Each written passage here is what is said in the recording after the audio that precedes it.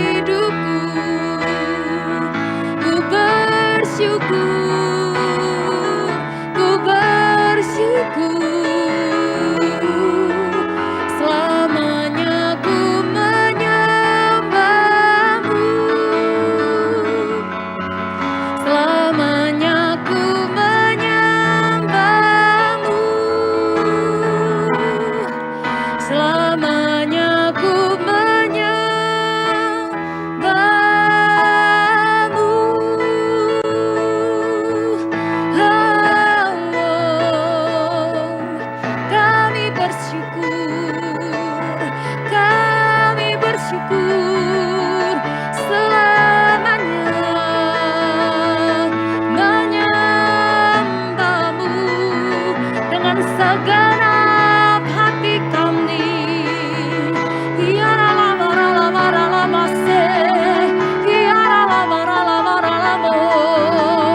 Kami ada semua karena anugerah-Mu, semua karena kebaikan-Mu dalam hidup kami. Kami mau selalu bersyukur, memuji-Mu, menyembah-Mu.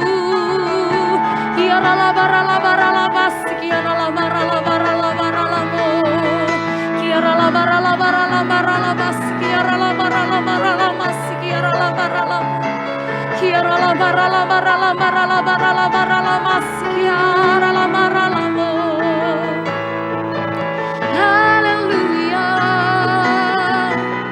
kami bersyukur, kami memuji-Mu selalu. Haleluya, haleluya. Hanya lewat pujian, hanya lewat sembah, hanya lewat rasa syukur, hanya lewat mazmur ini Tuhan, kami mau nyatakan segala perbuatan-Mu yang ajaib dalam kehidupan kami. Hati kami mau selalu terus bersyukur, bersyukur dan bersyukur atas segala perbuatan-Mu yang ajaib dalam hidup kami Tuhan. Dan di sepanjang umur hidup kami, biarlah kami mau selalu terus senangkan Engkau. Sebab kami percaya kami ada untuk kami boleh menyembah Engkau, memuji Engkau, mengagungkan nama-Mu Tuhan. Layakan hati kami lebih lagi, layakan hidup kami lebih lagi menikmati hadirat-Mu, menikmati setiap kasih dan kebaikan Tuhan, kemurahan Tuhan. Penuhi kami Tuhan dengan hadirat-Mu, dengan urapan-Mu Tuhan. Roh Kudus berkarya bagi setiap kami di tempat kami masing-masing saat ini. Sambil mengangkat tangan kami mengarahkan hati kami di hadapan Tuhan, menyembah, memuji, meninggikan nama-Mu Tuhan.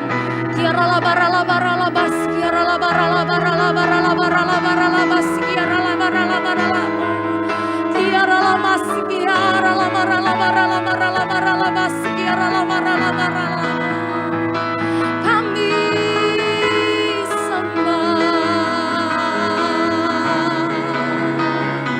Kau kudus dan mulia.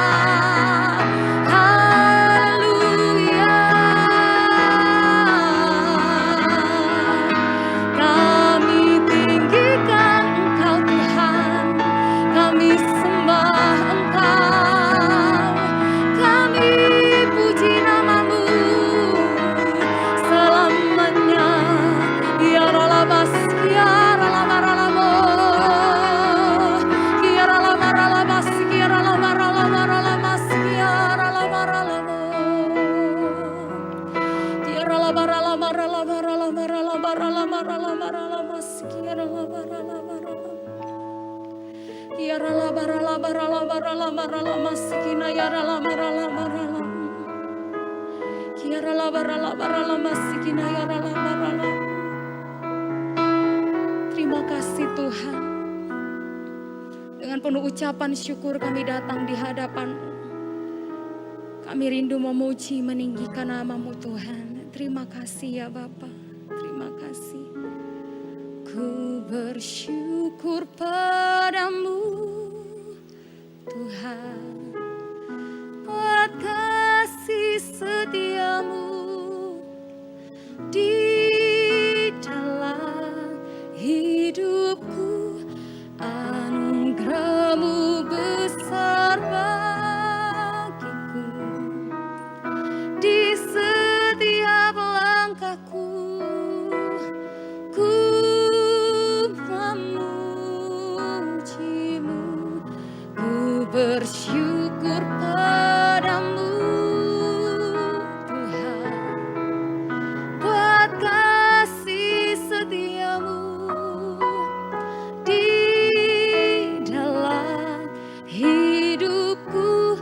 Anugerah-Mu besar bagiku, di setiap langkahku ku memuji-Mu,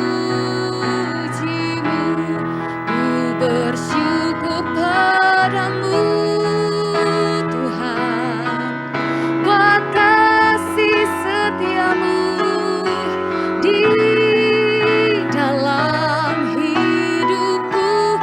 Anugerah-Mu besar bagiku, di setiap langkahku ku memuji-Mu.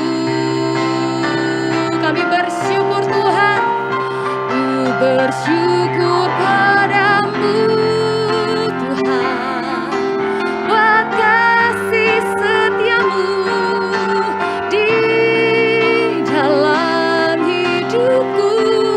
Anugerah-Mu besar bagiku, di setiap langkahku ku memuji-Mu, ku memuji-Mu, ku memuji-Mu.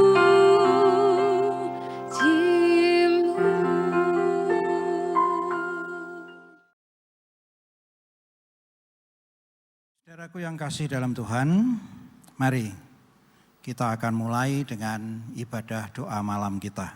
Kita akan berdoa bersama. Segala puji syukur ya Bapa kami naikkan ke hadapan hadirat-Mu, karena kami percaya Engkau mengumpulkan kami bersama-sama di dalam ibadah doa malam ini dengan hati yang baik. Engkau memberikan kebaikan dan kami menerima kebaikan, dan kami semuanya bersetuju untuk berkumpul di dalam kebaikan-Mu. Kebaikan-Mu yang penuh dengan kasih. Bapa Surgawi, kami bersama-sama mau belajar untuk mengerti bagaimana kami menjalani kehidupan, terutama kehidupan doa kami. Berkati kami semua ya Bapa, hanya di dalam nama Tuhan Yesus Kristus. Amin. Amin. Saudaraku yang kasih dalam Tuhan, di dalam ibadah doa malam kali ini, mari sekali lagi saya mengingatkan kita semuanya bahwa Alkitab itu sebenarnya terutama berbicara tentang Tuhan Yesus Kristus. Memang ada hal-hal yang menjadi tugas kita, yang harus kita kerjakan sebagai pelaku-pelaku firman. Namun yang terlebih penting adalah kita mengenali sang firman itu sendiri. Kita mengenali Yesus. Jadi perhatian kita yang utama, fokus utama kita adalah kepada Yesus Kristus. Apa yang Dia firmankan, apa yang Dia kerjakan, dan kita akan melakukan hal yang sepadan dengan itu. Mari sebagai contoh untuk pelajaran kali ini kita melihat ke Injil Matius pasal yang ke-8. Di ayat 1 tertulis demikian. Setelah Yesus turun dari bukit, orang banyak berbondong-bondong mengikuti Dia. Saudara, kisah ini sebetulnya di awal dimulai dari khotbah di bukit. Artinya Yesus ada di puncak bukit di dekat kota Kapernaum, dan di satu sisi bukit itu orang-orang berkumpul untuk mendengarkan Dia, untuk mempelajari apa yang diajarkan oleh Tuhan. Dan itulah yang dicatat oleh Injil Matius. Nah, sesudah selesai Tuhan mengajar, maka dikatakan di sini ayat yang pertama, masih ayat yang pertama, Yesus turun dari bukit dan orang-orang banyak itu berbondong-bondong mengikuti Dia. Saudara, kalau seorang di atas bukit, katakanlah seperti posisi saya begini di atas, lalu ada pendengar, katakanlah seperti jemaat di gereja berkumpul di satu sisi, bukan berkeliling bukit, tapi di satu sisi. Nah, lalu Yesus turun dari bukit. Pemikiran pertama adalah Yesus turun itu menuju ke arah orang yang berkumpul banyak. Namun coba kalau kita lihat ayat yang kedua. Kita lihat ayat yang kedua. Maka datanglah seorang yang sakit kusta kepadanya. Lalu sujud menyembah Dia, menyembah Yesus dan berkata, Tuhan, jika Tuhan mau, Tuhan dapat mentahirkan aku. Waktu Yesus turun dari bukit, ada seorang kusta yang menemui Dia. Kalau pemikiran pertama tadi, Yesus berjalan menuju kepada orang banyak, maka tidak mungkin hal ini terjadi. Karena seorang kusta tidak bisa berkumpul dengan orang banyak. Pada masa itu seorang yang sakit kusta adalah seorang yang terkucilkan, dipisahkan dari masyarakat umum. Kalau dia nekat masuk, maka dia akan dilempari batu. Paling sedikit diusir. Karena itu pemikiran yang saya terima, yang saya mengerti dari bagian ini adalah Tuhan turun tidak ke arah kerumunan orang banyak, tapi katakanlah ke tempat sebaliknya. Jadi kalau Tuhan Yesus menghadap ke timur, maka waktu dia turun dia mengarah ke barat. Nah, di sana ada seorang yang sakit kusta. Jelas seorang yang sakit kusta tersembunyi dari orang banyak. Tetapi kemudian Yesus mendatangi dia. Saudara, Yesus berbicara kepada sekian banyak orang yang mendengarkan Dia. Namun kita lihat ada si kusta yang ikut mendengar secara sembunyi-sembunyi, tidak terus terang berkumpul di belakangnya Yesus. Seorang yang sakit kusta, yang terkucilkan, yang hidup tanpa harapan. Pada masa itu saudara, orang yang sakit kusta, kemungkinan sembuh itu kecil. Dunia kedokteran masih belum begitu maju. Kemungkinan sembuh kecil, apalagi kemungkinan dipulihkan. Ditahirkan itu hanya bersih, pulih. Orang yang sakit kusta mungkin saja satu ruas jarinya hilang. Kalau dia sembuh, ruas jarinya ya tetap hilang, tidak tumbuh. Tetapi kalau tahir itu artinya pulih kembali, ruas jari yang hilang muncul lagi. Itulah istilah ditahirkan. Si kusta ini ikut mendengar apa yang Yesus katakan selama khotbah di bukit secara sembunyi-sembunyi. Namun dia percaya.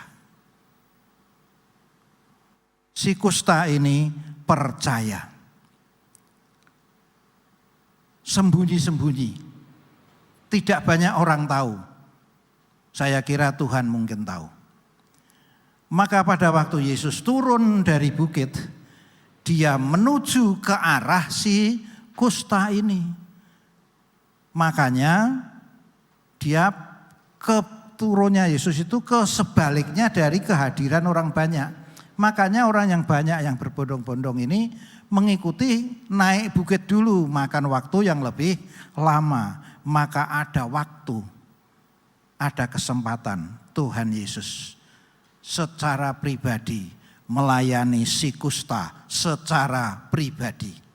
Yesus pribadi, si kusta pribadi.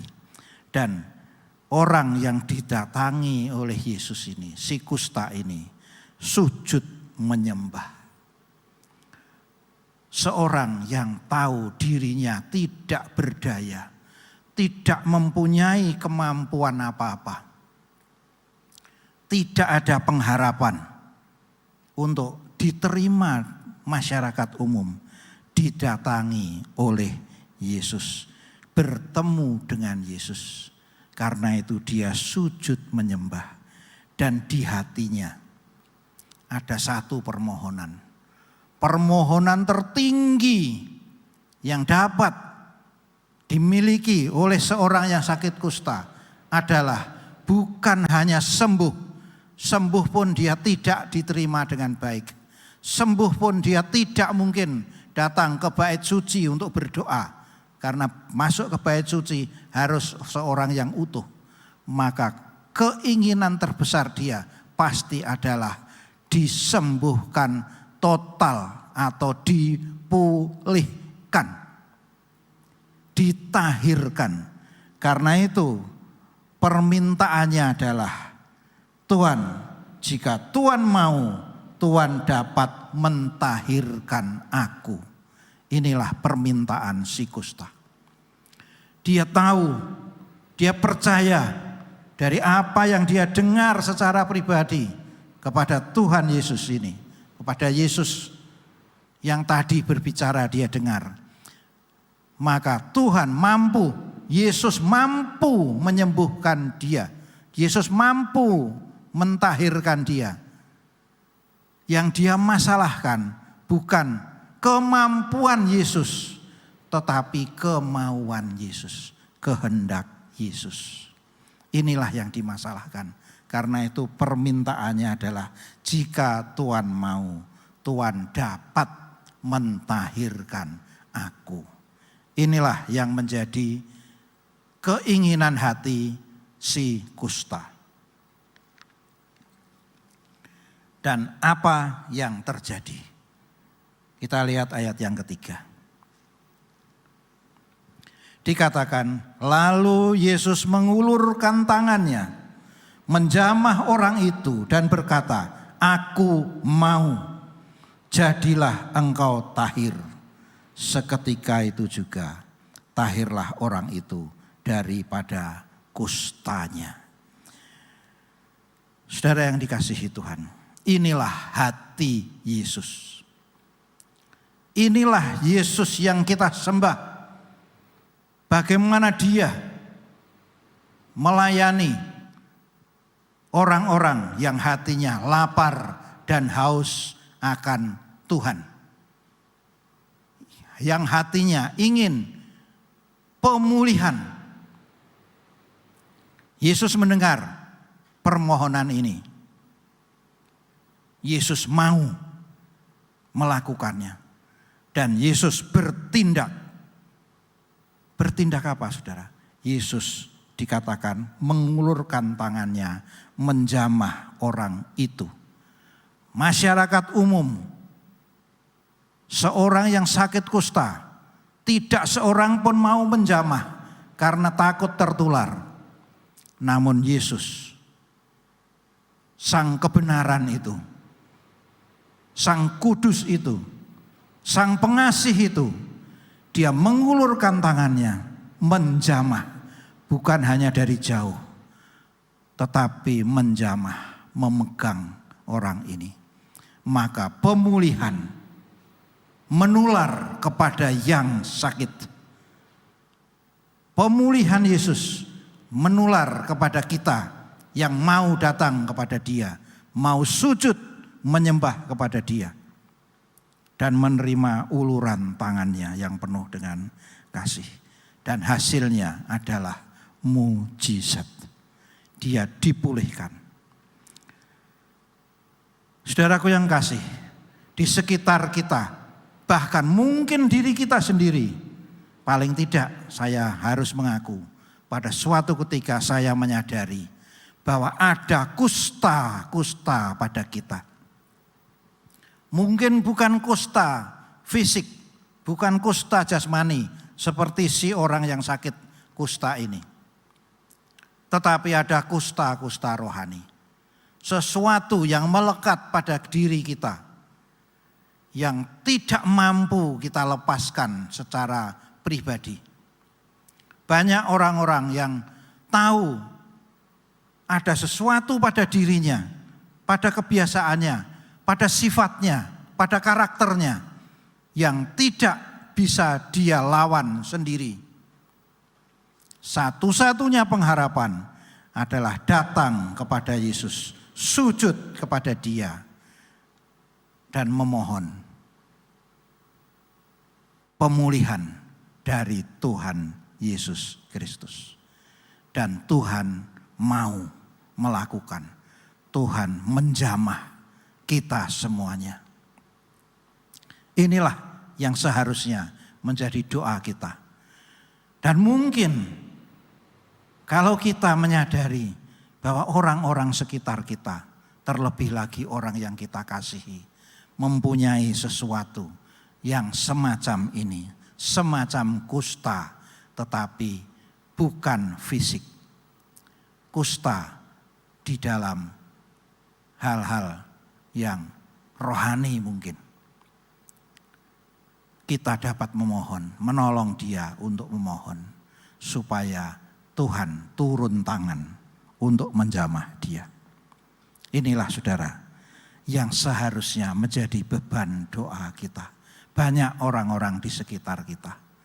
Kalau kita pergi keluar, banyak orang-orang di sekitar kita yang secara fisik memang tidak sakit, tetapi ada di dalam jiwanya semacam kusta yang harus disembuhkan. Dan setelah itu terjadi, apa yang dikehendaki Yesus untuk kita lakukan? Ayat penutup, ayat keempat menyatakan, ayat keempat, lalu Yesus berkata kepadanya, ini sesudah si kusta sembuh, ingatlah, jangan engkau memberitahukan hal ini kepada siapapun, tetapi pergilah, perlihatkanlah dirimu kepada imam dan persembahkanlah persembahan yang diperintahkan Musa sebagai bukti bagi mereka, bagi para imam. Saudaraku, dalam perjanjian lama, di dalam kitab Torah, ada hal-hal yang harus dikerjakan ketika terjadi kesembuhan. Secara sebenarnya apa yang terjadi, apa yang harus dilakukan, ini perlu waktu tersendiri untuk belajar. Namun kita ingat saja pesan Yesus ini. Yang pertama, tidak perlu untuk menyebarluaskan kisah tentang dirimu.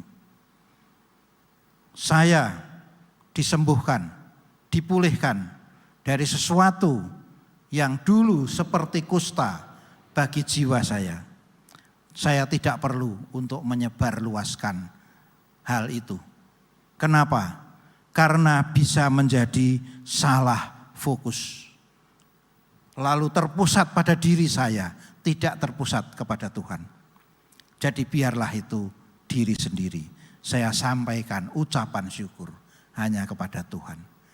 Kita secara lebih sederhana, kita bisa mengucap syukur. Apapun yang kita kerjakan, masing-masing kita diberi beban di dalam hati untuk ini kerjakan sebagai ucapan syukurmu. Pada masa lalu, pada masa di mana Alkitab ini mulai dituliskan, ada aturan yang dinyatakan di dalam perintah Musa. Kita bisa mempelajari ini pada waktu yang lain. Tetapi ikutilah tatanan yang berlaku tentang pengucapan syukur. Masing-masing kita di gereja ada mungkin ketentuan tertentu bagi kita untuk pengucapan syukur. Ikuti. Itu sebagai kesaksian kita. Bukan hanya bersaksi secara fisik, bercerita ke sana kemari. Namun berikanlah ucapan syukur kepada Tuhan.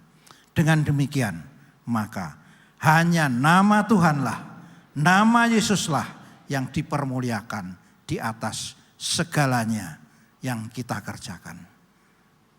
Puji Tuhan, ini pengajaran bagi kita. Satu yang perlu saya ingatkan,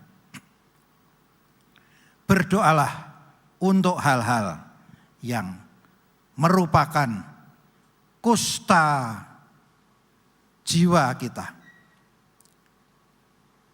Supaya Tuhan menghilangkan itu, sehingga hidup kita menjadi bermanfaat secara maksimal bagi Tuhan. Jangan menyebarluaskan untuk membesarkan diri kita. Dan di atas semuanya itu, nama Tuhan dipermuliakan. Amin, amin. Kita akan berdoa. Tuhan Bapa Surgawi, inilah yang dapat hamba-Mu sampaikan di dalam doa malam kali ini. Kami percaya Tuhan, jika kami berhenti berbicara, maka Roh-Mu lah yang akan berbicara kepada masing-masing dari kami yang mendengarkan dan memperhatikan ini. Dan biarlah di atas segalanya hanya nama-Mu lah yang ditinggikan, hanya nama-Mu lah yang dipermuliakan. Terima kasih Bapa, terima kasih Tuhan Yesus, terima kasih Roh Kudus. Dalam nama Yesus Kristus kami sudah berdoa. Amin.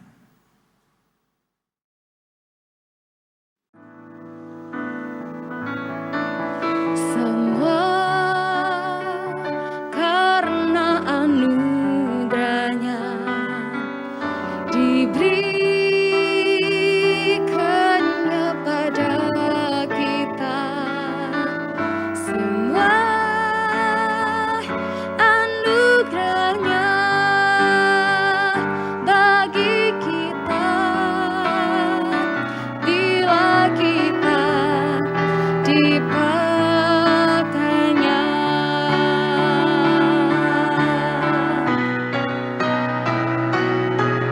Semua karena anugerahnya diberikannya pada kita. Semua anugerahnya bagi kita bila kita dipakainya. Bila kita dipakainya. Bila kita dipakainya.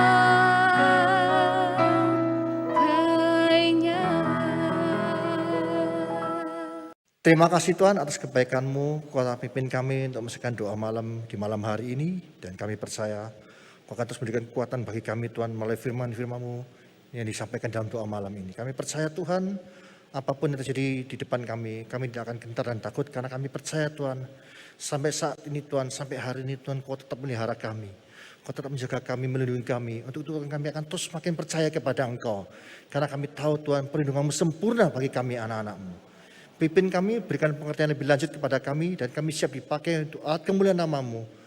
Dan kami percaya Tuhan, biarlah Tuhan kami menjadi berkat bagi orang sekitar kami. Terima kasih Tuhan. Kau memberkati hamba-Mu yang telah menyampaikan firman-Mu, dan kami percaya Tuhan Kau pakai hamba-Mu dalam setiap kehidupannya, di dalam keluarganya, di dalam setiap pelayanan Kau buat hamba-Mu berhasil untuk kemuliaan nama-Mu saja Yesus. Terima kasih Tuhan. Kami ucap syukur kebaikan-Mu juga Tuhan, Kau memberkati seluruh jemaat-Mu dimanapun kami berada. Penyertaan-Mu sempurna bagi kami Tuhan. Kau hindarkan kami dari segala macam mara bahaya. dari kuasa-kuasa kegelapan, kuasa kejahatan. Dan kami percaya Tuhan, bahkan COVID-19 Tuhan tidak dapat menjamah kami, karena perlindungan-Mu sempurna bagi kami. Terima kasih Tuhan. Kami serahkan segala sesuatu dalam tangan-Mu, dan kami percaya Tuhan, Kau akan terus berkarya dalam kehidupan kami anak-anak-Mu. Terima kasih Tuhan. Mari saudara kasih, kita mengangkat kedua tangan kita untuk menerima berkat dari Allah Bapa. Kia ramata sikap pada ramaya rama, kia ramata sikap pada ramaya kia rama. Saudara kasih, terimalah berkat dari Allah Bapa di dalam anak Tunggal Yesus Kristus dan persekutuan Roh Kudus. Mulai saat ini sampai selama-lamanya. Kau tidak menjadi ekor tapi kepala, kau tidak turun tapi naik. Asal melakukan firman Tuhan dengan sungguh-sungguh. Di dalam nama Tuhan kami berdoa, haleluya. Amin.